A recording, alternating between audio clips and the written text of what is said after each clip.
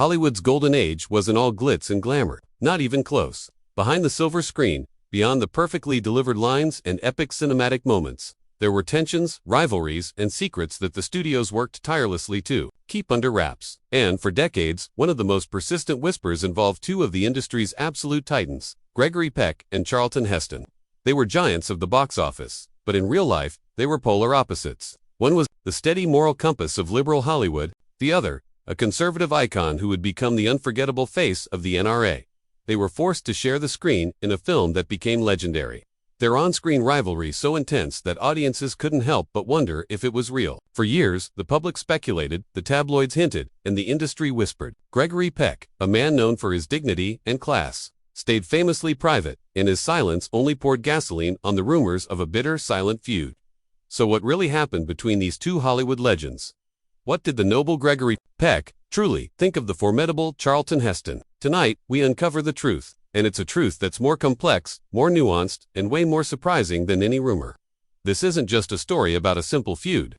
It's a fascinating tale of professionalism, quiet respect, and a clash of ideas that defined an entire era. So stick around, as we reveal what happened when Gregory Peck finally broke his silence on Charlton Heston. To really get why this rumored feud was such a big deal, you first have to understand the men themselves, or at least, the towering public personas they represented. And few personas in Hollywood were as clearly defined, or as deeply respected, as that of Gregory Peck.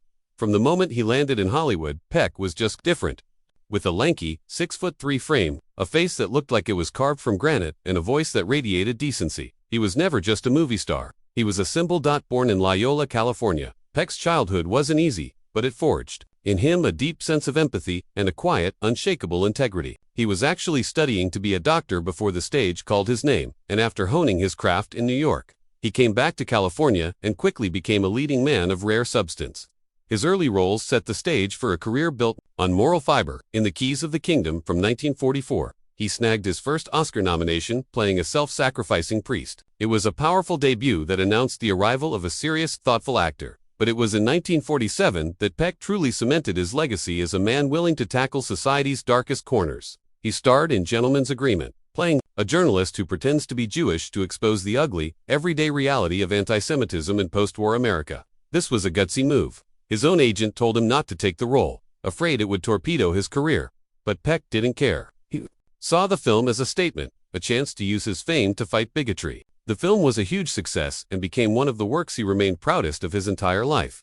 This commitment to social justice wasn't just an act. Peck was one of Hollywood's most prominent liberals. He was an early and vocal opponent of the House Un-American Activities Committee back in 1947, a stance that put him directly at odds with the conservative powers that be. He championed nuclear disarmament and was a staunch advocate for gun control, a position that would later put him in direct opposition to Charlton Heston. His activism was so well known that it landed him on President Richard Nixon's infamous enemies list, an honor he likely wore with pride. But it was one role that would forever fuse the man and the myth. Atticus Finch in 1962's To Kill a Mockingbird. His portrayal of the principled, small-town lawyer who defends a black man falsely accused of rape in the segregated South was more than a performance. It was the embodiment of everything Gregory Peck had come to represent. He won the Oscar for Best Actor, and the American Film Institute would later name Atticus Finch the greatest movie hero of all time. The book's author, Harper Lee, paid him the ultimate compliment, saying, Atticus Finch gave him the opportunity to play himself.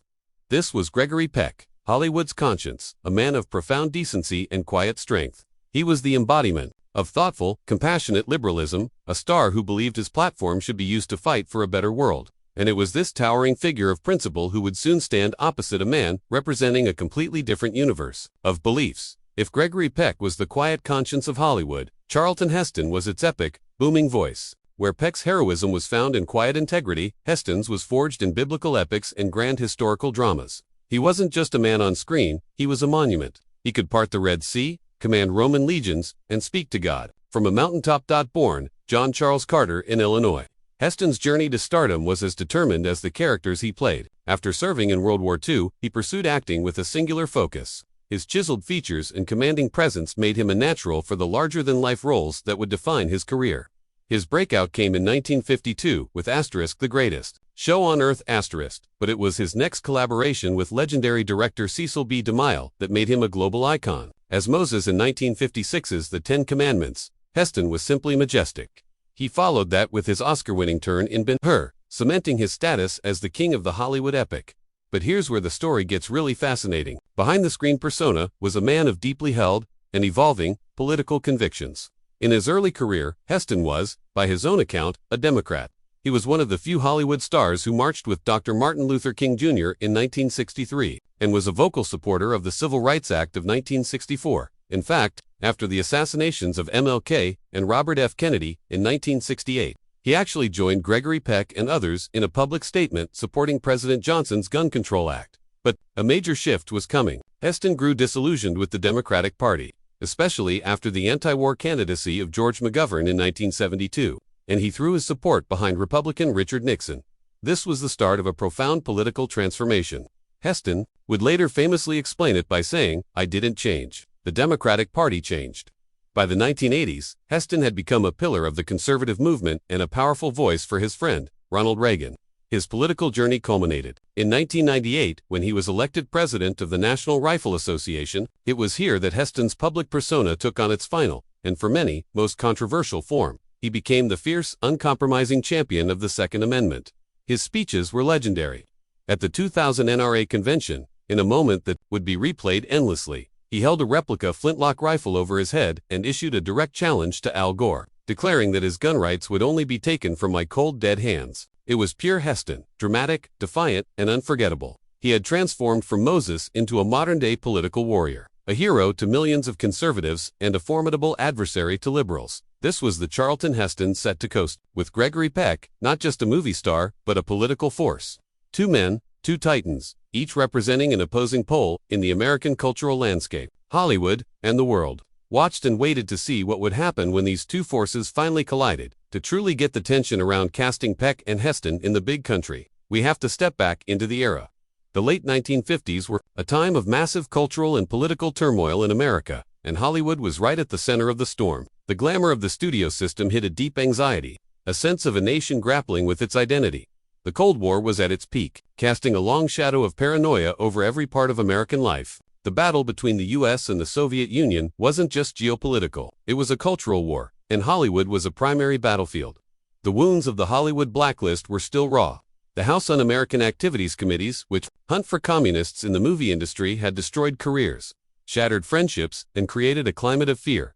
This environment forced people to choose sides. Gregory Peck had been an outspoken critic of the committee from day one, cementing his liberal credentials. It created a politically charged atmosphere where every script, every casting choice, could be scrutinized for hidden political meaning. At the same time, the civil rights movement was gaining unstoppable momentum. The landmark 1954 Brown v. Board of Education decision had ignited fierce resistance and forced the nation to confront its deep-seated racial injustice. While both Peck and Heston would find themselves on the side of civil rights in the coming years, the issue was incredibly divisive in the 50s. Into this volatile mix came the Western.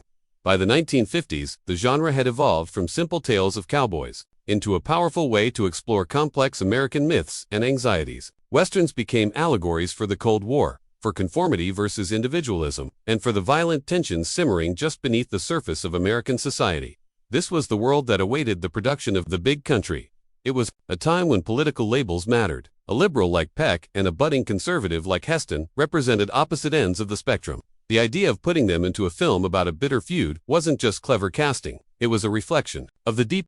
This scene became legendary. It cemented the public perception of a deep-seated rivalry between Peck and Heston, a perception that would linger for decades, all while the real drama on the set was happening somewhere else entirely.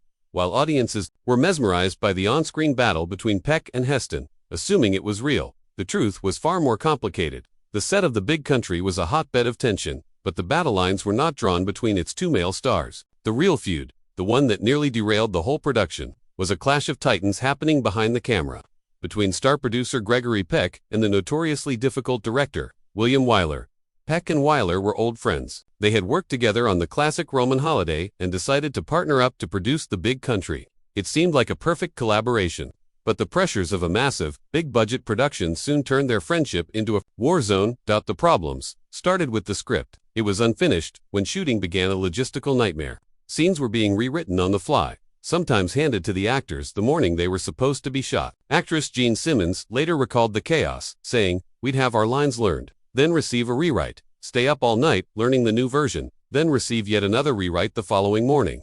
It made the acting damned near impossible. As a producer, Peck felt the pressure of a ballooning budget and a story that wasn't working. On top of that was Wyler's infamous directing style. Nicknamed 40-Take Wyler, he was a relentless perfectionist who would shoot scenes over and over, often without telling his actors what he wanted, other than to make it better. While Heston seemed to take Wyler's demanding nature in stride, Peck, his friend and producing partner, found himself in an impossible position. He respected Wyler as a director, but, as a producer, he was watching the schedule and budget spiral out of control. The conflict hit its boiling point over a minor scene. Peck was unhappy with his performance in a close-up and, as both star and producer, he insisted on a reshoot. Wyler, asserting his authority as director, flatly refused. For Peck, this was a profound betrayal. Feeling totally dismissed, he did the unthinkable. He walked off the set of his own movie. He was eventually coaxed back, but the damage was done. By the end of the shoot, the two old friends weren't even speaking. Their falling out lasted for 3 years. This was the real feud on the set of The Big Country. It was a battle of creative control, financial pressure, and clashing egos. And ironically, while this genuine conflict was raging, the rumored animosity between Peck and Heston was just that, a rumor. Heston's own memoirs and accounts from others consistently described his relationship with Peck as completely professional and friendly. They were just two pros doing a job, while the real war was being waged between the director and his star. With the chaotic production finally over, The Big Country was released to great acclaim. The on-screen rivalry was a major talking point, and the rumors of a real-life feud began to harden into fact in the public mind. In the years that followed, as Heston's political voice grew more conservative and more prominent, the narrative of an ideological clash only intensified. He became the president of the NRA, while Peck remained a steadfast supporter of gun control. They were perfect foils, not just in a movie, but in the great American culture war. Through it all, Gregory Peck remained noticeably quiet about Charlton Heston. He never engaged with the rumors. He never issued a public statement. For a man who was so outspoken on political issues, his silence on this was deafening. And in that silence, speculation grew. Was the animosity so deep he couldn't even speak his name? Did he despise Heston's politics so much that he chose to erase their shared history? The truth, however, wasn't about hidden hatred. It was about the very character of Gregory Peck. Peck was a man of immense dignity and privacy. He would passionately advocate for his causes, but he rarely, if ever, engaged in public spats or personal attacks. He carried himself with an old-world sense of decorum. To dignify Hollywood gossip with a response would have been completely out of character for him. His silence wasn't a sign of contempt, it was a sign of his professionalism. He had worked with Heston on a film. They had done their jobs. The rest was just noise. In contrast, Heston was more open, writing about the film in his autobiography with clear respect for Peck, never mentioning any personal conflict. But without a word from Peck, the public was left with a myth that was just too perfect to question. The noble liberal and the conservative titan, forever locked in a battle of wills. It was a fantastic story. But it wasn't the true one. For decades, that silence allowed the rumors to define their story.